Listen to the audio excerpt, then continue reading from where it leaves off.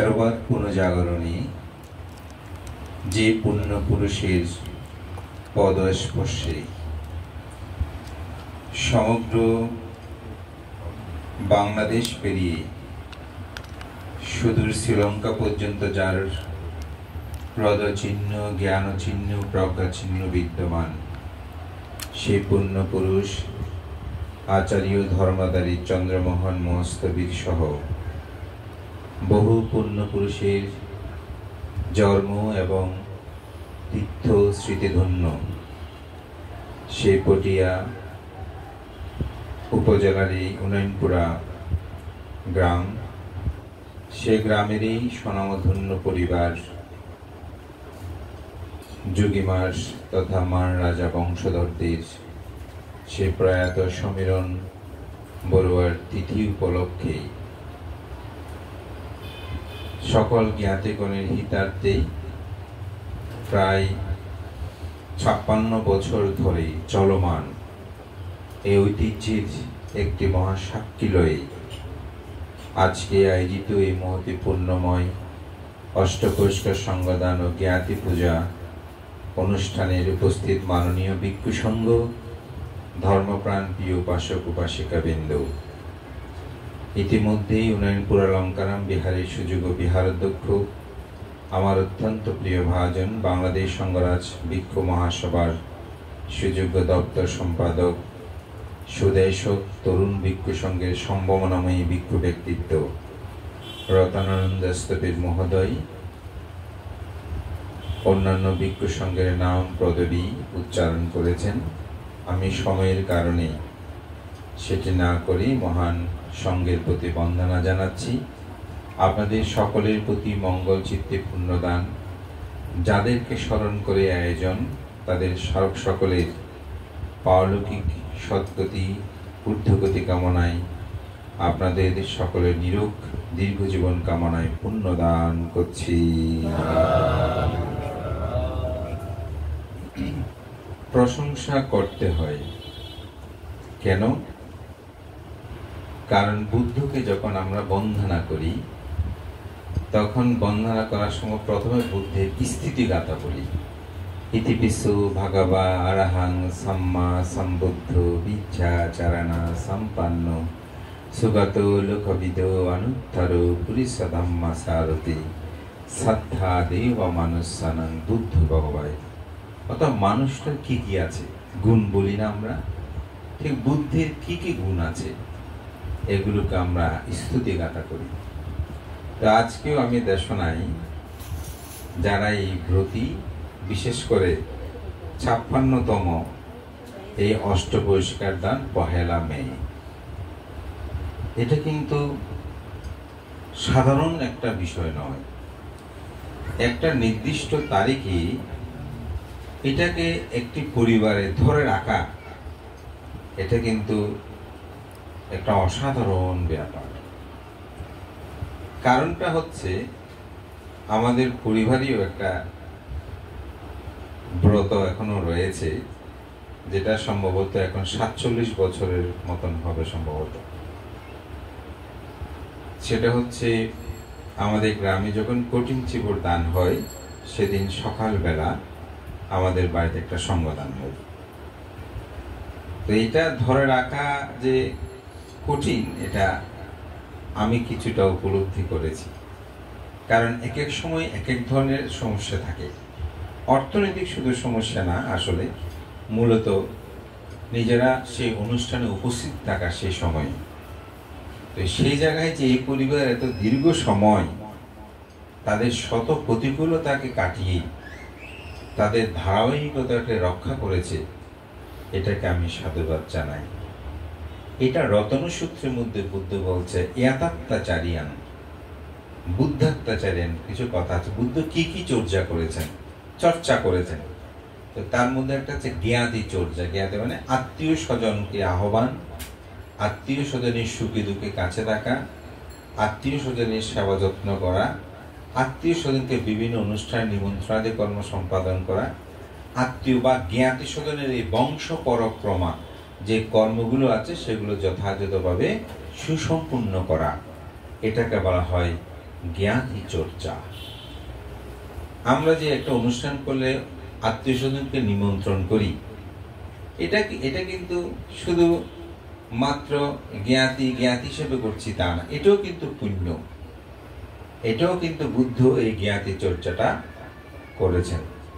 সুতরাং এই 1 মে এটা পটিয়া অঞ্চল, চন্দনাইশ, সাতকানিয়া প্রায় ভিক্ষু সংঘ মোটামুটি জানে যে 1 মে আমাদের প্রবাসবাবু, তিনি তো এখন প্রয়াত হয়েছেন, এখন প্রয়াসবাবু ওনাদের বাড়িতে এই সংগঠনটা হবে।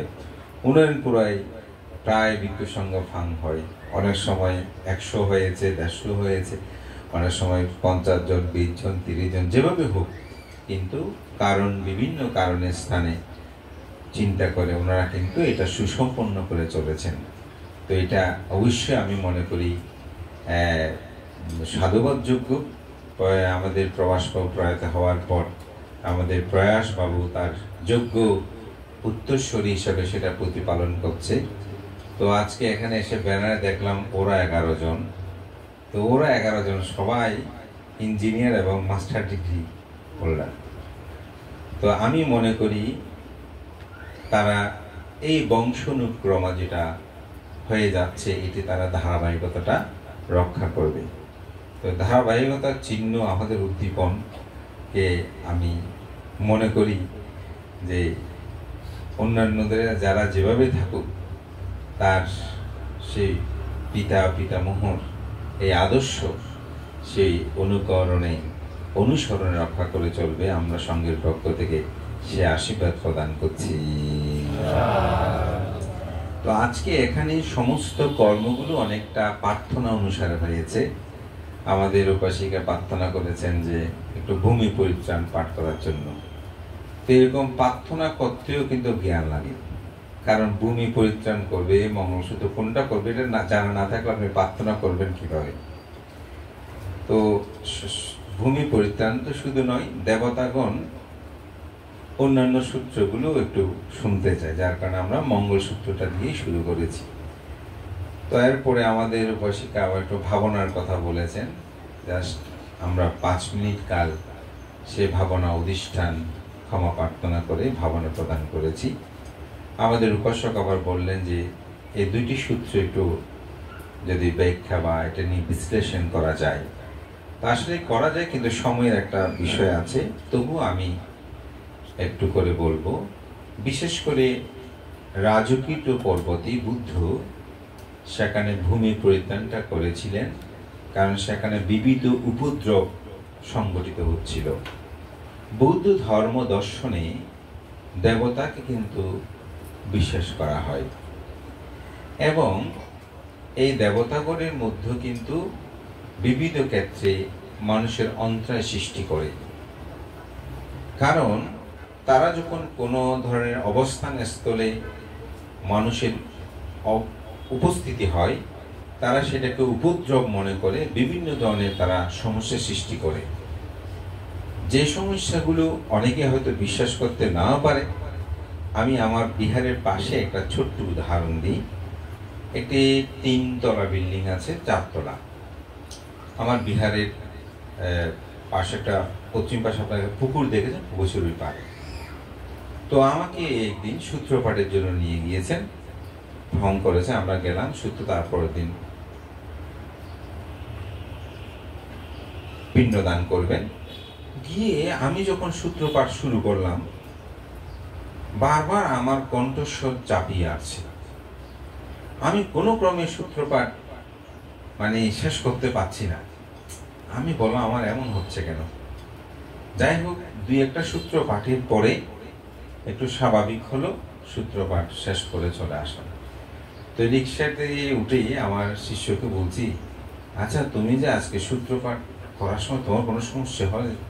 বলছে মানতে, হ্যাঁ আমারও কণ্ঠস্বরটা যেন চেপে আসছে। এই প্রথম 2-3টে সূত্র আমার খুব কষ্ট হয়েছে। তো যাই হোক, আমি বললাম আমার এরকম হয়েছে। আমি চলে আসলাম। দেখি মাস 2-1 পরেই ওখান থেকে ওনারা চলে গেলেন। আবার যখন দেখা হলো সূত্রপাঠ আবহান, কি ব্যাপার আপনার বলেছে তো ওখানে আমরা নাই। ওখানে যাওয়ার পর ওখানে থাকার পর থেকে আমাদের রোগ ব্যাধি বেড়ে গেছে। আমার মা এরকম হাসপাতালে দিলে বলেছে না আপনার তো কোনো রোগ নাই, এরকম একটা অবস্থায় পড়েছে। আচ্ছা, ওনারা চলে গেলে কিছুদিন পরে আরেকটা পরিবার ওখানে আসলেন। তো আসার পরে আমাকে সূত্রপাঠের জন্য ওনারা গেছেন, দেখি ওনাদের একটা বিপদ হলো। বিপদ হলো মানে ওনাদের একটা সন্তান সম্ভাবনা ছিল, ওটা মানে শেষ হয়ে গেল। এখন আমাকে ফান করছে, গিয়েছি। তো ওখানে যখন বলতে পারতে বিল্ডিং, আমরা ভিড় থেকে দেখা যায় বিল্ডিং এর নিচের তলে এরকম, আমার মনে পড়েছে। আচ্ছা, গেলাম, গিয়ে দেখি ঠিক এই সূত্রপাঠ শুরু করেছি অবস্থায় এরকম। তারপর সূত্রপাঠ মানে গতবারের মতন এগুলো শেষের দিকে ঠিক হয়ে যায়। আমি বললাম আপনারা এখানে কতদিন? বলে ভাঙতে এই তো 2 মাসের মতন হলো। তাদের কিছু মনে করবেন না, আপনারা এই বাসাটা আমার কাছে মানে বিপজ্জনক মনে হয় বিবিধ ক্ষেত্রে। ওইটার পাশে কিন্তু একটা আমাদের বড়দের চিতা ছিল, এটা একজ বদল করতে গিয়ে জায়গাটা হারিয়েছে। এটা অনেক কাহিনী, আমি ওই কথা বলবো না। তো আমাকে তো এতক্ষণ বলে নাই কিছু, যখন আমি এই কথা বলছি তখনই বলতেছে ভান্তে আমাদের তো একটা বিপদ গেছে। কি বিপদ? বলতে ভান্তে আমার মেয়ে তো এরকম সন্তান সম্ভাবনা ছিল, কিন্তু এটা এমন হলো। তখন আমি পুরোপুরি নিশ্চিত হলাম। তো ওনারা ওখান থেকে চলে গেলেন। তো এটা হচ্ছে ভূমিগত কোণ, যখন দেবতাগণের সেখানে অন্তরায় হয়, থাকতে অবস্থান করলে তখনই এই ভূমি পরিত্রাণটা আসলে পাঠ করতে হয়। তো এখানে কিন্তু ভূমি পরিত্রাণ কোনো জাদু টোনা মন্ত্র কিছু নয়, এটা মূলত হচ্ছে বুদ্ধের গুণপনাগুলোকে স্মরণ করে মৈত্রী প্রদান করা। যেমন আপ্পামেয় বুদ্ধ, আপ্পামেয় ধম্ম, আপ্পামেয় বুদ্ধের অপরিসীম মৈত্রী, ধর্মের অপরিসীম মৈত্রী, এই হিত সাধনগুলো আসলে মূলত সেখানে দেবতাদেরকে দেওয়া হয়। যেমন একটা মানুষ যখন আপনার উপর রেগে আসে, আপনি যখন তাকে বলেন যে না আপনি রাখলে আমি আপনার প্রতি মৈত্রী, তাহলে মানুষের শান্ত হয় না? ঠিক দেবতাগণকে মূলত সেরকম এখানে হাদা বন্ধাং যাজ্ঞ বন্ধাং বান্ধাং, হ্যাঁ, অর্থাৎ এইগুলোকে বন্ধন করা হয়, যে এগুলোকে ওরা বন্দি করছে তা না, মূলত এগুলো যাতে ওই স্থানে আর আসতে না পারে সেরকম। একাধাকু দীপাধাকু, এক পদ, 2 পদ, 4 পদ, বহু পদ যে প্রাণী আছে সমস্ত প্রাণীগণকে মূলত এখানে মৈত্রী পোষণ করা হয়। তো বুদ্ধ এই সূত্রটা মূলত এই কারণে এখানে একটা অধিষ্ঠান ক্রিয়া আছে। এই অধিষ্ঠান ক্রিয়াগুলি মূলত এই ভূমি পরিত্রাণের মূল বিষয়বস্তু। এটা যখন পাঠ করা হয় তখন সকল বুদ্ধির যে ধাতু থেকে শুরু করে পিতামাতা, এরকম এই মৈত্রী পোষণগুলো করা হয়।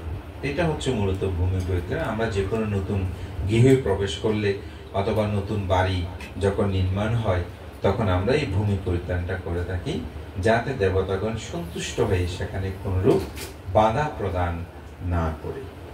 আর মঙ্গলসূত্রের অসংখ্য ব্যাখ্যা তো আপনারা পেয়েছেন।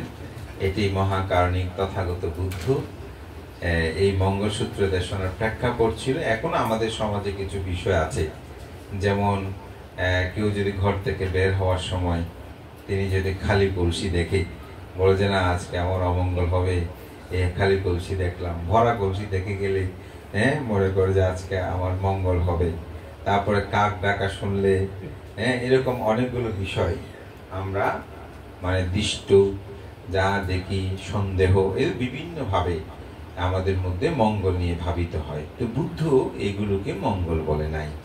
এটা নিয়ে অনেক তর্ক বিতর্ক হয়েছিল, হতে হতে এমনকি এটি একেবারে স্বর্গের মধ্যে, ব্রহ্মলোকের মধ্যে পর্যন্ত চলে গিয়েছিল। তখন দেবতাগণ সভা করে দেবরাজ ইন্দ্রের কাছে গেল, গিয়ে বলছে যে কিসে মঙ্গল হয় এটা নিয়ে তো বড় দ্বন্দ্ব চলছে, 1 বছর নয় 12 বছর পর্যন্ত, তো আপনি একটু বলুন কিসে মঙ্গল হয়। তখন দেবরাজ ইন্দ্র এই পৃথিবী অবলোকন করে দেখলেন জগতে তো বুদ্ধির আবির্ভাব হয়েছে। তখন দেবগণকে বলছে, এটা খুব সুন্দর উদাহরণ, যে তোমরা সূর্যকে হেয় মনে করে কেন জোনাকির কাছে এসেছ? জগতে তো বুদ্ধের আবির্ভাব হয়েছে, সুতরাং বুদ্ধের কাছে না গিয়ে তোমরা কেন আমার কাছে আসলে? তখন বুদ্ধ জেতবন বিহারে অবস্থান করছিলেন। তখন নিশীত রাত্রে দেবতা, সেই দেবরাজ ইন্দ্র সহ সে দিব্য জ্যোতিতে আলোকিত করে জেতবন বিহারে প্রবেশ করেন। তো প্রবেশ করেই সেখানেই বুদ্ধকে প্রার্থনা করেছিলেন, বাহুদেব মানুষাসা মঙ্গলানি অচিন্তয় আকাঙ্ক্ষমান সুত্থানং ব্রহি মঙ্গলমুক্তমান। যে বহু দেবতা ব্রহ্মা যে তারা মঙ্গল বিষয় নিয়ে চিন্তা করছে, আকাঙ্ক্ষা মান আকাঙ্ক্ষা আমরা বলি না, প্রত্যাশা করছে যে কিসে মঙ্গল সাধিত হয়। তখনই বুদ্ধ এই 38 প্রকার মঙ্গল সম্পর্কে তিনি দেশনা করেছিলেন। যে 38 প্রকার মঙ্গলের আমাদের শ্রদ্ধেয় আনন্দমিত্র মস্তবী মহোদয় তিনি একটি বই, এটা বঙ্গ অনুবাদ করেছেন। আমি প্রথমে মনে করতাম এটা ভান্তের আসলে মূল বই, এটা আসলে মূল বই নয়, ভান্তে এটা কিন্তু অনুবাদ করেছিলেন। তো এই বইটি এখন খুব বাংলাদেশে পাওয়া যায়। আমিও এটার একটা সংস্করণ সম্পাদনা করেছিলাম, এখন আরো অনেক প্রকাশিত হয়েছে। তো এই বইটি যখন আপনি পাঠ করবেন দেখবেন 38 প্রকার মঙ্গল সম্পর্কে জানা যাবে। তো সেখানে যে প্রথম মঙ্গল আসেবানা চাবালানাং পাণ্ডিতানাং চা সেবানাং পূজাস্যা পূজনীয়ানাং এথাং মঙ্গলা মুক্তমা। তো বুদ্ধ এখানে বলছেন অসৎ ব্যক্তির সেবা না করা, পূজনীয় ব্যক্তির পূজা করা, এটা হচ্ছে উত্তম মঙ্গল। তো অসৎ ব্যক্তিকে, পূজনীয় ব্যক্তিকে, তো বুদ্ধ বলছেন অসৎ বা মূর্খ ব্যক্তির 3টি লক্ষণ। যিনি কায়োধারে পাপকর্ম করে, কি কি, প্রাণী হত্যা করে, চুরি করে, ব্যভিচারী করে, নেশা দ্রব্যাদি পান করে, কায়ের দ্বারা করে না, এগুলো যিনি কর্ম সম্পাদন করে তিনি হচ্ছেন মূর্খ বা অসৎ ব্যক্তি। বাক্য দ্বারা যিনি পাপ কর্ম বা পাপ ভাগ্য বাসন করেন, কি কি, যিনি মিথ্যা কথা অর্থাৎ সত্যকে অসত্য, অসত্যকে সত্য বলেন, যিনি ভেদ কথা, একজনের কথা একজনকে বলে দিয়ে ভেদ সৃষ্টি করে দেয়, ভেদ বাক্য ভাষণ করে, পিছন কথা অর্থাৎ ফুসফুসনি কথা আমরা যেটা বলি, এই ধরনের যিনি বাক্য ভাষণ করে, যার মধ্যে খানফুসনি কথা যায়। আরেকটা হচ্ছে কর্কশ বাক্য। কর্কশ বাক্য কি মানে, মানুষ কেমন আছেন জিজ্ঞাসা করলে আমরা অনেক সময় গরম করে কথা বলি না, মানুষের মনে কষ্ট পায়, এই ধরনের অনেক মানুষ আছে। তো এই 4 প্রকার বাক্য যিনি ভাষণ করেন তিনি হচ্ছেন মূর্খ অথবা অসৎ ব্যক্তি। আবার মূর্খের আরেকটি লক্ষণ আছে, সেটা হচ্ছে তিনি অসৎ কুচিন্তাকারী, অর্থাৎ তিনি কার দোষ, মানুষটা হিংসা করে, লোভ দেশ মোহযুক্ত, প্রতিনিয়ত মানুষের অনিষ্ট চিন্তা করে, খারাপ চিন্তা করে, এই ধরনের কিছু মানুষ আছে না, মনে মনে অন্তপক্ষে ভাবতে থাকে, হয়তো প্রকাশ করেন কিন্তু মনে মনে তিনি অপরকে হিংসা করে, অপরের ক্ষতি চিন্তা করে, অপরের কিছু প্রাপ্ত হলে সহ্য করতে পারে না। এটাই হচ্ছে মূর্খ বা অসৎ ব্যক্তির লক্ষণ। আবার পূজনীয় ব্যক্তি বা সৎ ব্যক্তির লক্ষণ কি? সৎ ব্যক্তির লক্ষণ হচ্ছে তিনি কায় দ্বারা কোনো পাপকর্ম সম্পাদন করবে না, ওই যে অসতের বলছে সেই কর্মগুলো। তিনি বাক্য দ্বারা সুভাষিত বাক্য বলবেন, সৎ বাক্য বলবেন, ভেদ বাক্য বলবেন না, কর্কশ বাক্য বলবেন না। তিনি প্রতিনিয়ত সত্য কথাটা বলবেন, অর্থাৎ ওই রকম 4 বাক্য ত্যাগ করে সুভাষিত বাক্য আদি তিনি ভাষণ করবেন। তিনি হচ্ছেন পণ্ডিতের লক্ষণ বা পূজনীয় ব্যক্তির লক্ষণ। আর আরেকটি হচ্ছে মনের দ্বারা তিনি প্রতিনিয়ত সৎ চিন্তা করবেন, ভালো চিন্তা করবেন, লোভ দেশ মোহমুক্ত হয়ে জীবন চেতনাকে রক্ষা করার জন্য চেষ্টা করবেন। এটাই হচ্ছে পণ্ডিতের বা পূজনীয় ব্যক্তির লক্ষণ। তো বুদ্ধ বলছেন এই অসৎ ব্যক্তি থেকে দূরে থেকে আপনি পূজনীয় বা সৎ ব্যক্তির সান্নিধ্যে যাওয়া। তো অসতের সাথে থাকলে কি হয়, এই বিষয়টা আমার খুব মনে পড়ে যে বোঝা অসতের সাথে কথা বললেও অসতের সেবা হয়ে যায়, অসতের সাথে বসে থাকলেও অসতের সেবা হয়ে যায়, অসতের সাথে হাঁটলেও অসতের সেবা হয়ে যায়। আমি চিন্তা করলাম বুদ্ধের এই কথা, এখন এটা তো মেনে চলা খুব কঠিন, তাই না? বর্তমান প্রেক্ষাপট এটা কঠিন, কিন্তু আসলে এটা ঠিক। কেন ঠিক? আমার দেশনা আমি অনেকবার বলেছি, আমি একবার বুদ্ধ পূর্ণিমা উপলক্ষে চট্টগ্রাম জেলখানা যেখানে ওখানে আমি গিয়েছিলাম, মানে ওনারা কয়েদি যারা আছে তারা আয়োজন করেছে। তো ওখানে দেখে একটা ছেলে হঠাৎ এসে আমাকে বন্দনা করে বলতে, বানতে আমাকে চিনতে পারছেন? এখন কতজনকে চিনি, আর এই বিপদকালীন সময় তাকে চিনি না বলাটা তো সুন্দর লাগে না। তো আমি বললাম, আসলে তোমার বাড়ি কোথায় আমার ঠিক মনে পড়ছে না, কিছু মনে করিও না। সে একদম আমার এরকম পাশে আসছে, আমি এভাবে একটু হাতও ধরলাম তার। বলছে, মানে আমার বাড়ি অমুক জায়গায় অমুক অমুক। তখন আমি হ্যাঁ চিনতে পারছি। তো তুমি এখানে কেমন করে? বলতে, ভানতে আমি একটা কিডন্যাপ মামলায় ফাঁসিয়ে গেছে, আমার এক বন্ধু সে এরকম করেছে। এখন সে অ্যারেস্ট হওয়ার আগে আমাকে ফোন দিয়েছিল। এখন পুলিশ তাকে ধরার পরে ও যে আমার সাথে যেহেতু কথা বলেছে, আমরা একই কলেজে পড়ি, প্রিমিয়ার ইউনিভার্সিটিতে সে বিবিএ করত। তো বলে যে বানতে আমাকে ফোন করে পুলিশ, ও আবার ফোন দিয়েছে। আমি তখন বাসায় ঢুকতেছি, ও বলছে তুই একটু জরুরি, তুই একটু আয়। জিসি মরছিল, সেই আড্ডা দিয়ে চলে গেছে, যে মাত্র আসছে এসে ওকে অ্যারেস্ট করে ফেলছে। তো বলে যে বানতে আমার এরকম আমাকে। তো আমি বললাম, তুমি যদি এটা না করে থাকো, আজকে যে এই পুণ্যকর্ম করেছো, এই পুণ্যকর্মের কাছে একটু অধিষ্ঠান করো যে এই পুণ্য প্রভাবে যেন আমি যেহেতু নির্দোষ, আমি যেন মুক্তি পাই। মানে তুমি এভাবে 3 বার বলে অধিষ্ঠান করো। তো যাই হোক, সৌভাগ্যক্রমে টাকা পয়সা তো আমাদের দেশের অবস্থা জানেন, খরচ হলো, কিন্তু চার্জশিটে তার কোনো নাম আসে, যেটা আসলে সে নির্দোষ ছিল। তো সে ফিরে এসে মাসখানিক করে তার ছাড়া পেলো, বিহারে আসছে। এসে আমি বের হতে সে সময় হাতে মোমবাতি টোমবাতি এসব আছে। বলছে, কেমন আছেন, আমাকে চিনতে পারছেন? হ্যাঁ, তোমাকে এখন আজীবন আমি চিনবো। হ্যাঁ, তুমি কখন আসছো? বলতে, আমি কালকে এসেছি। তো তোমার কি হয়েছে? বলতে, আমি মানে জামিন পেয়েছি, খালাসবা আমাকে চার্জ দিন, আমরা কেন টাকা পয়সা এরকম হয়েছে। তখন আমার বুদ্ধের কথাটা মনে পড়লো, নিচে নামতে নামতে। বুদ্ধ যে বলছেন, আপনি যদি অসৎ ব্যক্তির সাথে কথাও বলেন, তাহলে অসতের সেবা হয়ে যাবে। ওই খারাপের সাথে তার বন্ধুত্ব ছিল, আজকে তাকে দুঃখ পেতে হয়েছে। যে বুদ্ধের কথাগুলো যে এত গভীর। আমাদের আরেকজন ভিক্ষু, সেই এক ঝাঁক ডক্টরেট ওখানে গেছে। তো সে আমাকে বলতেছে, বানতে এখন তো বিশাল পণ্ডিত সভা, হ্যাঁ বিয়ে পাশও করতে পারি নাই। এখন ওখানে যখন আমি গিয়ে পৌঁছলাম, বলে যে বান্ধে দেখি আমাকেও মনে করতেছে, যেহেতু ওখানে ডক্টররা সবাই, আমাকেও তারা সেরকম সম্মান শ্রদ্ধা করতেছে, এবং আমার নাম ধরে ডাকার সময়, মুখের সময় আমাকেও ডক্টর ভাবে সম্বোধন করতেছে। আমি বান্ধ অবাক হয়ে গেছি।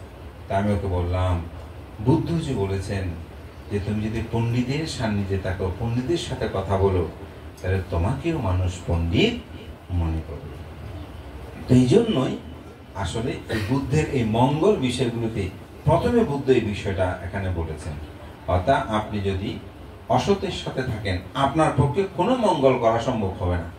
আমি একদিন ভাবছিলাম, আসলে মঙ্গলসূত্র নিয়ে আমার দীর্ঘ গবেষণা আছে, কারণ আমি 38টা মঙ্গল নিয়ে কিন্তু আমার একটা দেশনা আমি করেছি, অনেকগুলো দেশনা, যার কারণে এটা নিয়ে আমি অনেক রিসার্চ করেছি। তা আমার মনে একদিন প্রশ্ন এসেছে, বুদ্ধ দানশীল ভাবনা, সাতিপাটন সূত্রে এগুলো বিভিন্ন কথা, বুদ্ধ এগুলো না বলে প্রথমে বুদ্ধ কেন অসৎ ব্যক্তি থেকে দূরে থাকা, পূজনীয় ব্যক্তির পূজা করার কথা বলেছেন? স্বাভাবিক না? শীল সমাজের প্রজ্ঞার কথা, বা আমরা প্রথমে দানের কথা বলি, তো দানের কথা না বুদ্ধ বলবে, কিন্তু বুদ্ধ দানগত না বলে প্রথমে বলতেছে যে খারাপ মানুষ থেকে দূরে থাকো। কারণ আপনার সাথে যদি খারাপ মানুষ থাকে, আপনার পক্ষে 38টা মঙ্গল করা সম্ভব হবে না। আপনি বিহারে যাচ্ছেন, বলে বিহারে যাওয়ার দরকার নেই। দান করতে যাচ্ছেন, বলে দান করার দরকার নেই। বাবনা করতে যাচ্ছেন, বলে বাবনা করার দরকার নেই। শিল পালন করতে যাচ্ছে, বলে শিল পালন করার দরকার নেই। কারণ সে আপনাকে প্রতিনিয়তই বাধা প্রদান করবে। আর আপনি যখন পূজনীয় ব্যক্তির সান্নিধ্যে থাকবেন, অর্থাৎ গুণী মানুষের সান্নিধ্যে থাকবেন, প্রতিনিয়ত আপনাকে ভালো কথাগুলো সেটা বলবেন। যেমন আমাদের পরম সত্য মহামান্য সেই দ্বাদশ সংগ্রহ আছে, সদররা ধর্মেশ্বর মহস্তরী মহোদয়, যেটা শুধু কোনো জায়গায় আলাপ হতো, আমি ভান্তের পাশে গিয়ে বসতাম, এখন আমাদের সত্ত্বেও সংবাদ বান্ধবের কোথায় গেলে আমি মাঝে মধ্যে কথা বলি, ওনাদের এমন এক এক কথা ওনারা বলেন আসলে যেগুলো বইপত্রে আমি কখনো পাইনি, পাবো না, কিন্তু তাদের জ্ঞানলব্ধ, সেই প্রজ্ঞালব্ধ, সেই জ্ঞান গম্ভীর্য ধর্মচিন্তা চেতনা আমাদের জীবনকে প্রস্ফুটিত করেছে। তো সেই জন্য 38 প্রকার মঙ্গল এটি বুদ্ধ সে সময় ভাষণ করেছিলেন জেতবন বিহারে, যা বুদ্ধ ধর্ম দর্শনের সমগ্র মঙ্গল বিষয়গুলোকে এখানে নিয়ে এসেছে। আপনি যদি দান, শীল, ভাবনা, শীল, সমাধি, প্রকাশ সমগ্র বিষয় এই মঙ্গল সূত্রের মধ্যে নিহিত রয়েছে। কারণ আপনি যখন শেষের দিকে যাবেন, পুট্টাস্যালোকা ধম্মেহি চিত্তাং ইয়াসানা কাম্পাতি, এটা কিন্তু নির্বাণের কথা। অর্থাৎ যখন কেউ নির্বাণ সাক্ষাৎ করে তখন তার লাভ অলাভ, যশ অযশ, নিন্দা প্রশংসা, সুখ দুঃখ এগুলো কোনো কিছুই তার মধ্যে বিদ্যমান থাকে না। তো মহান সঙ্গের প্রতি বন্দনা, আপনাদের সকলকে পুণ্যদান করছি। আমাদের আজকে প্রয়াস বাবু এবং তার সহধর্মীরা, আমাদের শ্রদ্ধাবতী উপাসিকা সহ পরিবারস্থ, তাদের সন্তান এবং পুত্রবধূগণ সহ সবাই পরিবারস্থ আজকে যে তাদের ধারাবাহিকতা থেকে রক্ষা করে চলেছেন, আমি তাদের সকলের প্রতি আশীর্বাদ পুণ্যদান করছি। এবং জ্ঞাতি স্বজন, আমাদের সুধীজন, আজকে সমাজের বরেণ্য অনেক ব্যক্তিবর্গ এখানে উপস্থিত হয়েছেন। আপনাদের সকলের উপস্থিতি আমাদের একটি সুন্দর ধর্ম সভা, আমি বলবো অনুষ্ঠান আজকে এখানে সুসম্পন্ন। সবাইকে আশীর্বাদ পুণ্যদান করছি। আমাদের ভিক্ষু সংঘদের মধ্যে বিশেষ করে আমাদের শান্তজিৎ অত্যন্ত আমাদের তরুণ ভিক্ষু সংঘের একজন আলোকিত ভিক্ষু ব্যক্তিত্ব, আমাদের প্রিয়, আমার অত্যন্ত প্রিয়জন। সে আমাদের একজন নীরব কর্মী। তার হাতে দিয়েই আমাদের চট্টগ্রাম মহানগরীতে একটি বিশ্বশান্তি বৌদ্ধবিহার প্রতিষ্ঠিত হয়েছে। তার হাতেই কানাডার মতো দেশেও একটি বৌদ্ধবিহার প্রতিষ্ঠা হয়েছে। নীরবে সরবে সে দেশে বিদেশেও ধর্ম প্রচারে ব্যর্থ আছেন এবং সে একজন বিদর্শন আচার্য। এটা সেই বলতে দেয় না, ওই জন্য আমরাও বলি না, কিন্তু সেই ভাবনা কেন্দ্র, বুধিপাড় আন্তর্জাতিক বিদর্শন ভাবনা কেন্দ্রের প্রায় প্রতিষ্ঠা লগ্নের শুরুর দিক থেকেই সে সম্পৃক্ত থেকে শাসন সদনের কাজ করেছে। তার হাতে গড়া সেই নির্বাণ ধর্ম প্রবর্তন বিহার চাঁদগাঁওতে সেই প্রতিষ্ঠাতা অধ্যক্ষ ছিলেন। আমাদের রতানন্দ তো সম্পর্কে আর বলতে হয় না। আমাদের আগামী দিনের আমাদের প্রতিশ্রুতিশীল একজন ব্যক্তিত্ব, আমাদের পরম শ্রদ্ধেয় সেই আমাদের মহাগুরু সঙ্গরাজ ধর্মসেন মহোদয় মহোদয় স্মৃতিধন্য, আমাদের অত্যন্ত প্রিয় ভাজন জয়সেন ভিক্ষু মহোদয়, তিনিও আজকে এখানে উপস্থিত আছেন। তার সময় দানের জন্য কৃতজ্ঞতা জানাচ্ছি। আমাদের শ্রদ্ধেয় সংঘাস ভান্তের শিষ্য দেবানন্দ, প্রিয় ভাজন দেবানন্দ, অনেক ভিক্ষু সংঘ উপস্থিত, তাদের সকলের উত্তর শ্রীবৃদ্ধি কামনা করি। আপনাদের সকলের মঙ্গলময় জীবন কামনা করে আমার নাতি দীর্ঘ ধর্মকথা এখানে শেষ করছি। জগতের সকল প্রাণী সুখী হোক।